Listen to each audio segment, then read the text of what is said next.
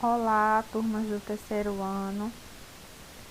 Vamos continuar aqui com o assunto sobre evolução, certo? Dessa vez, dentro do tema da evolução, que a gente já aprendeu com as videoaulas sobre a teoria da evolução de Darwin, o Lamarckismo, a gente agora vai aprender sobre algumas evidências que existem na natureza, né, que estão presentes nos seres vivos, que são evidências de que a evolução de fato é um processo que ocorreu e que continua ocorrendo na natureza, ok? Aí, que evidências são essas? Essas evidências, elas são listadas em quatro tópicos, digamos assim, ok? As evidências de que de fato, ou seja, são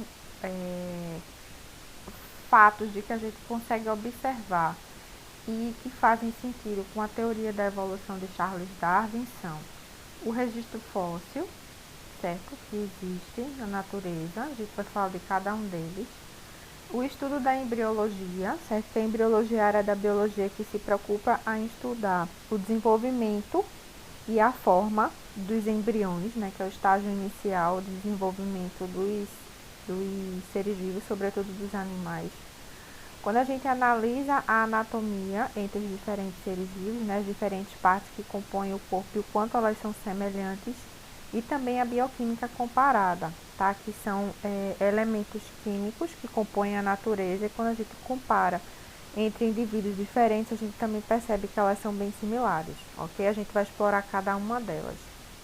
A primeira delas é o registro fóssil, tá? Para a gente saber em que momento ou em que, quando a gente observa um fóssil, a gente pode evidenciar que a evolução de fato é um processo que existe, a gente precisa denominar o que é fóssil, né?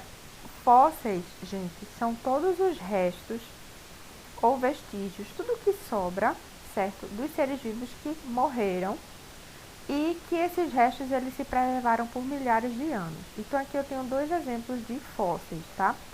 Isso daqui é a marca deixada pelo corpo de um peixe que morreu, tá? Então esse vestígio, certo? Aqui não é nenhum resto, é um vestígio, é uma marca que foi deixada numa pedra ou no solo de um peixe que morreu há milhares de anos. Então isso daqui é um registro, né? Um registro fóssil de algo antigo que morreu, algum ser vivo muito de antigamente que morreu e que deixou aqui a sua marca. Isso é um fóssil. Ou a gente pode encontrar os próprios restos mortais desse animal, como por exemplo esse mosquito aqui, que também morreu há muito tempo atrás, mas que acabou sendo conservado numa resina, que a gente chama essa resina de âmbar. É uma resina produzida por plantas. E aí quando esse mosquito morreu, a resina acabou caindo sobre o corpo dele e protegendo, né, esse corpo, que ele acabou não se decompondo, mas ficou aqui, certo? Então, quando a gente tem os fósseis, que são animais ou seres vivos, não só animais, tá bom? Qualquer ser vivo, planta, animais, ou qualquer outro ser vivo que já morreu há muito tempo e que a gente consegue ter acesso a vestígios que eles deixaram ou o próprio corpo, a gente consegue observar como eram as estruturas dos seres vivos lá atrás e como elas se modificaram e se encontram atualmente, tá? Então, isso é uma forma da gente olhar para o passado e identificar no passado o que é que existia e que hoje não existe mais, em grupos que são parentes, são assemelhados a esses grupos de animais, por exemplo, que não existem mais.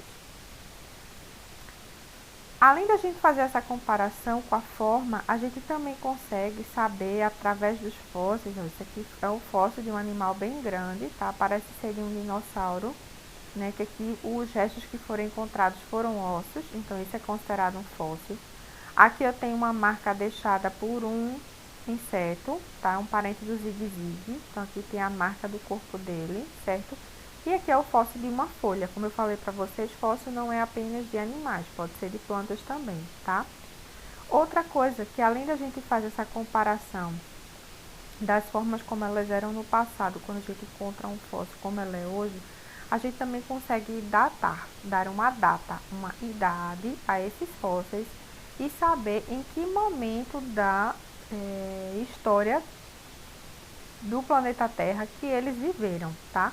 Então a gente consegue estimular quantos milhões de anos ou quantos milhares de anos atrás esse indivíduo morreu, né? Pode ser dos animais ou das plantas. E essa medição da idade a gente se faz por um elemento químico chamado do carbono 14. Por quê? O carbono 14, ele tem uma característica, certo? Primeiro, o corpo dos seres vivos é formado principalmente pelo elemento carbono, visto que somos seres orgânicos, ok? E aí, quando um ser vivo morre, o carbono, né, uma forma isotópica do carbono, que a gente chama de carbono 14, que a gente vai chamar de carbono pai. Quando a gente morre, essa quantidade de carbono no nosso corpo, ela começa caindo ou decaindo. Por quê? Ela vai se convertendo do carbono 14 para uma outra forma, vai sendo convertida, transformada para uma outra forma de um outro elemento chamado de nitrogênio 14, que a gente chama de elemento filho. Ou seja, se eu tenho um animal, esse animal morreu, a partir do momento que ele morre, o corpo dele começa a converter o carbono 14 que existe no corpo dele em nitrogênio 14, ok? E essa conversão ela vai se passando tempo a tempo. Então, quando a gente encontra um fóssil, como por exemplo um fóssil desse dinossauro aqui, existem técnicas de laboratório que conseguem quantificar, ou seja, contar o quanto que existe de carbono 14 nesses restos e o quanto que existe de nitrogênio 14 também naqueles restos. Então a gente percebe que, naturalmente, quando um ser vivo morre, a partir da morte dele, a quantidade de carbono 14 vai decaindo ao longo do tempo, enquanto que a quantidade de nitrogênio 14 vai aumentando, uma vez que o carbono 14 vai sendo convertido a nitrogênio 14, ok? A partir dessa conversão, a gente consegue identificar há quanto tempo aquele ser vivo morreu, ok? Porque existe um cálculo em química que a gente chama dos elementos químicos, que se chama de cálculo de meia-vida, ok? Então, se eu descubro um fóssil, levo ele para o laboratório e percebo que a quantidade de íon ou de nitrogênio 14, ela está muito maior do que a de carbono 14, significa que ele morreu há muito tempo, tá? Já se a quantidade de carbono 14 dele ainda está elevada em relação à quantidade de nitrogênio 14, significa que ele morreu há pouco tempo. Claro que existe uma estimativa, certo? Para cada grama de carbono 14 em relação a grama de nitrogênio 14, existe uma idade estimada para que isso tenha acontecido, ok? Outra evidência importante quando a gente leva em consideração os fósseis é um fóssil encontrado na Bavária, tá? É uma região da Alemanha que foi encontrado em 1861. É esse fóssil aqui que eu estou mostrando para vocês, que é o fóssil de um dinossauro ancestral chamado de dinossauro Archaeopteryx. Esse fóssil aqui, o que é que ele traz para a gente? Foi um dinossauro que foi descoberto em 1861 na Alemanha. Tem a idade de aproximadamente 150 milhões de anos atrás, né, que ele morreu, ou seja, ele viveu na Terra há 150 milhões de anos atrás através do carbono 14, e que se identificou nesse fóssil que esse dinossauro ele tinha algumas partes do seu corpo bastante semelhantes à parte que a gente encontra hoje nas aves, como presença de penas, tá? Eles eram alados, então eram dinossauros alados que apresentavam penas, dentes na sua boca, ok? Garras e também uma cauda formada por ossos. Essas 4 características aqui são características encontradas em aves. E isso reforça uma hipótese que existe que as aves elas surgiram a partir de um grupo de dinossauros que sobreviveram à extinção, ok? Um deles é o Velociraptor, tá? Que são dinossauros também que têm penas, ok? E que são dinossauros que também são bípedes, ou seja, andam sobre duas patas, como é o caso que a gente observa nas aves, tá? Existe uma frase também bem clássica que diz que as aves são dinossauros glorificados, ou seja, as aves que nós conhecemos hoje, diferentes formas de pássaro, tá? Desde o gavião, a coruja, o beija-flor, evoluíram a partir do processo evolutivo de dinossauros que muito tempo atrás viviam aqui no planeta Terra e que apresentavam características semelhantes às aves. Uma outra evidência que a gente consegue comparar e que traz para nós a perspectiva de que os seres vivos, eles evoluíram, eles se modificaram, na verdade, ao longo do tempo, tá? É a embriologia comparada, que é quando a gente observa a semelhança na forma dos fetos de diferentes espécies. E quando a gente observa essa semelhança, a gente pode concluir que existe uma ancestralidade em comum, ou seja, algum ser vivo muito lá atrás, há milhões de anos atrás, foi acumulando uma série de modificações a ponto de ir divergindo e formando diferentes grupos, mas que muito lá atrás todos nós temos algum parente em comum. Então, o que é que a gente consegue perceber aqui? A análise de vários fetos, vários embriões. E se a gente perceber que nos nossos estágios iniciais de desenvolvimento, como por exemplo, aqui do peixe, da salamandra, da tartaruga, da galinha e do homem, tá? O que é que a gente percebe? Que todos são bastante semelhantes entre si. Que semelhanças são essas? O formato por si só, a presença de brânquias ou estruturas bastante pré-semelhantes a brânquias e também a presença de uma cauda, tá? Percebam que até do ser humano tem um pouco dessa constituição. E isso indica que muito lá atrás nós tivemos um parentesco em comum. A principal delas, como eu falei, é essa presença dessa fenda, como vocês podem ver esses tracinhos aqui, ó, que são fendas branquiais que a gente chama. Essas fendas branquiais, quando a gente é embrião, os seres vivos de maneira geral, né, os animais, eles vão dar origem a brânquias, que são estruturas respiratórias bastante encontradas em animais que são animais aquáticos, ok? Mas ao longo do processo evolutivo, quando os seres vivos, os animais foram se modificando e conseguiram adquirir a capacidade de respirar no ar e não na água, essas brânquias elas deixaram de existir. Mas quando somos embriões, ainda existem os primórdios de que eram estruturas que poderiam formar as brânquias, mas que ao longo do processo evolutivo não eram mais necessárias. Outra parte bastante importante é a presença de cauda, tá?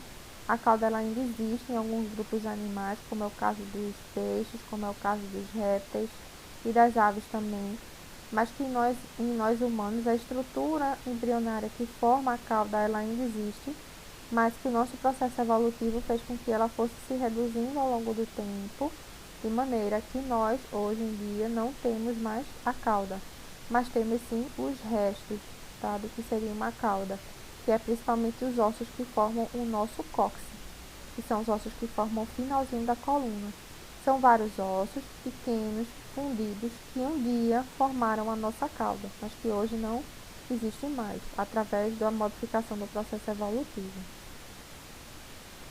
A embriologia comparada também traz para a gente algumas informações importantes, tá? Que são a semelhança na anatomia que existe entre diferentes espécies. Então, se a gente perceber aqui, pegar diferentes membros, como o membro da tartaruga, do golfinho, o braço do ser humano e a pata do cavalo, a gente percebe que são animais diferentes, obviamente, de espécies diferentes, mas que esses membros, todos eles são formados por ossos, assim como dos morcegos e das aves. São todos formados por ossos. Alguns ossos são os mesmos ossos, porém com um formato um pouco diferenciado, como a gente pode perceber aqui, ó. Esse osso rosinha, que se chama húmero, aqui, presente na tartaruga, existe um húmero no golfinho, existe um húmero no braço do ser humano, que é o nosso antebraço, existe um húmero no cavalo, existe um húmero no morcego e nas aves. Assim como todos os outros ossos que nós percebemos em diferentes animais, eles existem em diferentes animais, porém com algumas pequenas diferenças na sua morfologia, mas que sim, está presente, indicando uma origem também comum, uma origem ancestral. E aí, o que é que a gente percebe? Existem alguns órgãos que são órgãos que, apesar de serem de diferentes seres vivos, certo? São órgãos que têm uma origem comum, ou seja, a parte do embrião que formou essa estrutura é a mesma, por exemplo, na tartaruga, no golfinho, no homem, no cavalo e em outros animais, como por exemplo o morcego, a ave e por aí vai, né? Outros exemplos. Então, a estrutura que forma esses membros são os ossos, como eu falei para vocês. E os ossos, todos eles e todos esses animais são formados a partir da mesma estrutura embrionária, indicando ancestralidade, como eu já falei. Porém, cada um desses ossos formaram membros que têm funções diferentes, como por exemplo, no caso da tartaruga e do golfinho, os ossos formaram estruturas que são estruturas que servem para nadar, não é isso? Na tartaruga para caminhar também, mas principalmente para nadar. No homem, os braços servem para pegar objetos ou se apoiar. No cavalo, formou a pata, que serve para se locomover. Já nas aves, em alguns mamíferos, como é o caso do morcego, os ossos formaram estruturas como as asas, que servem para voar. Então, percebam, todas essas estruturas são formadas pelo mesmo todos esses membros são formados pela mesma estrutura, que são os ossos, logo tem origem embrionária igual, mas que desenvolveram membros que têm funções diferentes. A isso a gente diz que esses órgãos são os órgãos homólogos, tá? Porque tem origem igual, são ossos formados da mesma parte dos embriões, porém que ao longo do processo evolutivo acumularam funções diferentes. Um serve para nadar, outro para caminhar, outro para voar, tá? Então a gente diz que esses órgãos são órgãos homólogos, ou de origem a partir da homologia, mas que se desenvolveram em divergência adaptativa, ou seja, quando eles se adaptaram de maneira divergente em relação à função que cada um desses membros foram desenvolver ao longo do tempo. Agora, quando a gente tem órgãos que têm função igual, porém origem embrionária diferente, a gente chama esses órgãos de órgãos análogos, tá? Isso é um exemplo de analogia, como por exemplo, eu tenho aqui a asa de um inseto e a asa de uma ave, ok? Asas, tanto no inseto como na ave, servem para voar. Então, são estruturas, ou melhor, são membros que servem para voar, os dois. Então, a função deles é igual. Mas quando a gente observa as estruturas que os formam, são estruturas completamente diferentes. A asa das aves é formada por ossos e por penas, enquanto que a asa dos insetos é formada por membranas, como membranas formadas por uma substância chamada de quitina. Então, são estruturas completamente diferentes, de origem embrionárias diferentes, mas que têm a função igual. Isso a gente chama de órgãos análogos, porque tem origens embrionárias diferentes, um é formado por osso, outro é formado por membranas, mas a função é igual, que é voar.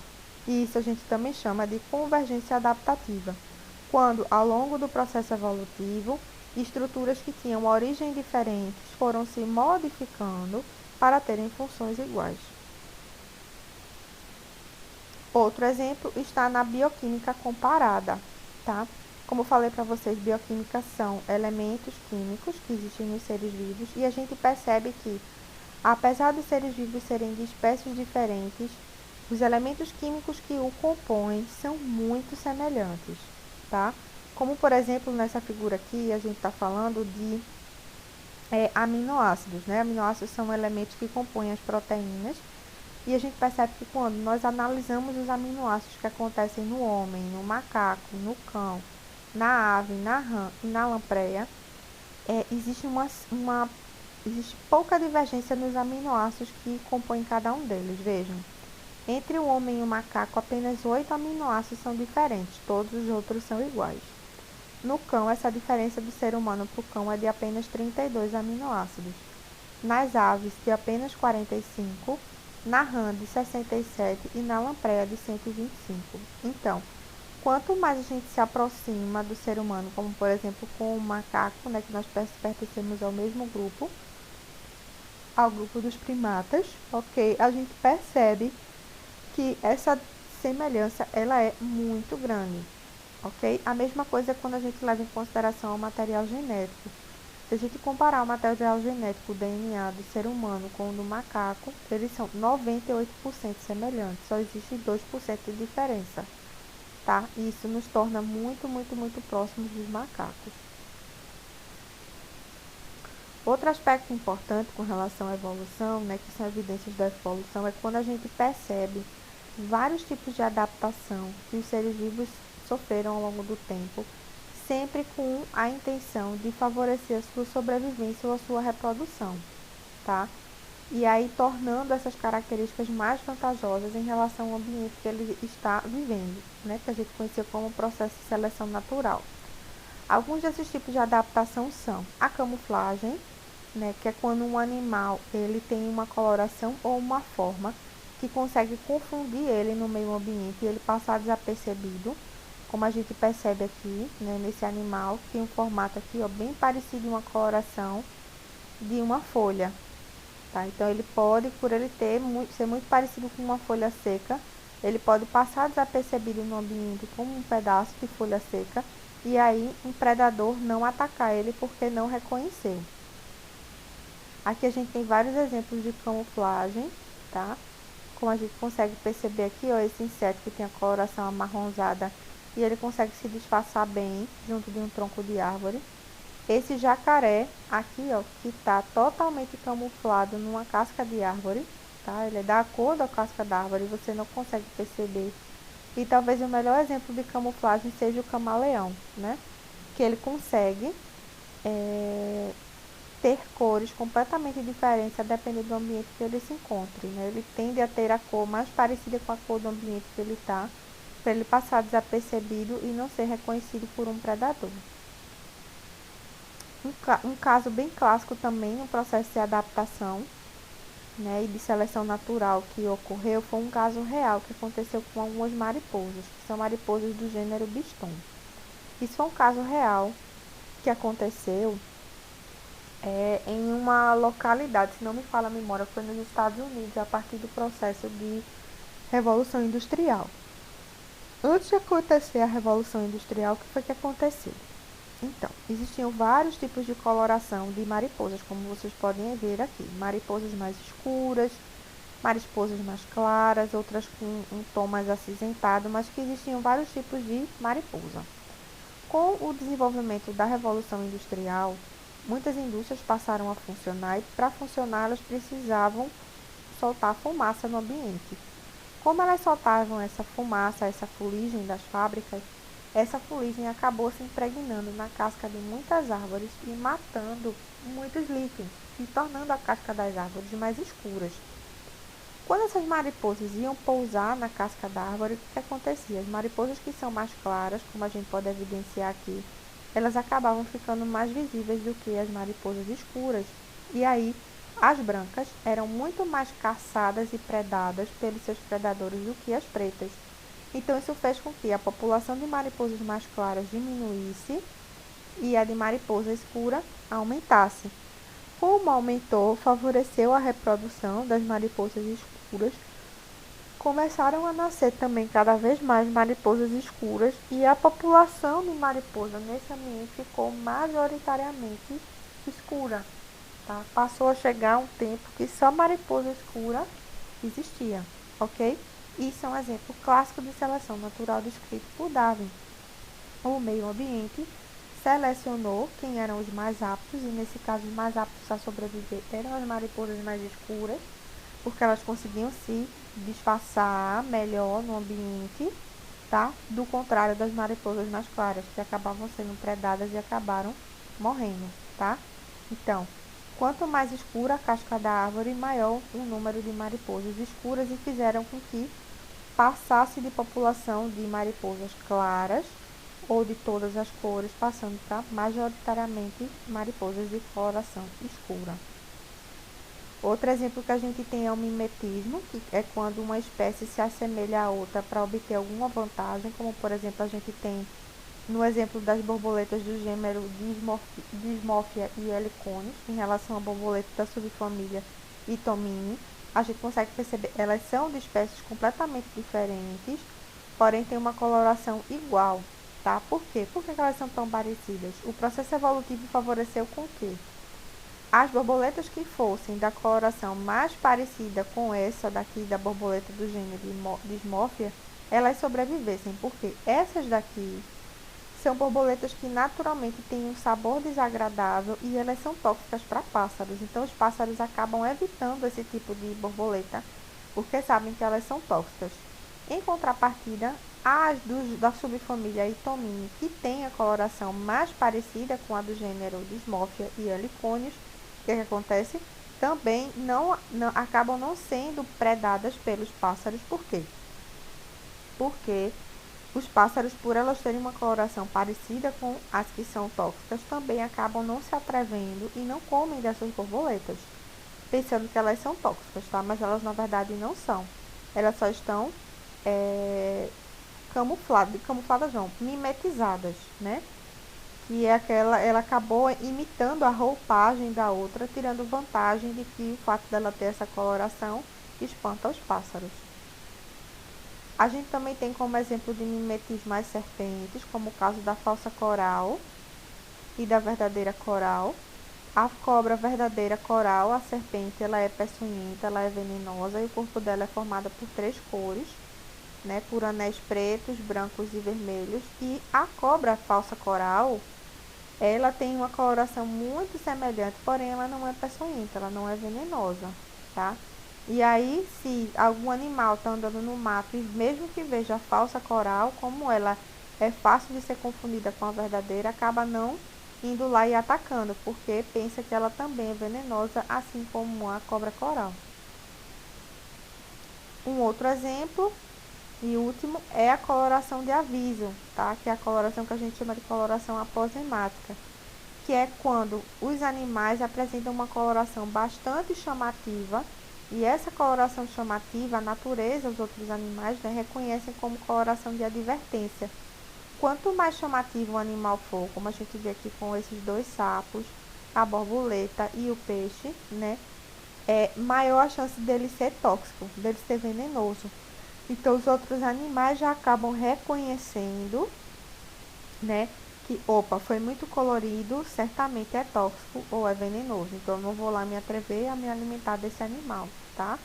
Isso aqui também é uma estratégia adaptativa que favorece a sobrevivência desses animais. Espero que tenha ajudado vocês aí nesse assunto. Espero que não tenham ficado com dúvidas, mas se ficarem, escrevam lá nos comentários. Um abraço.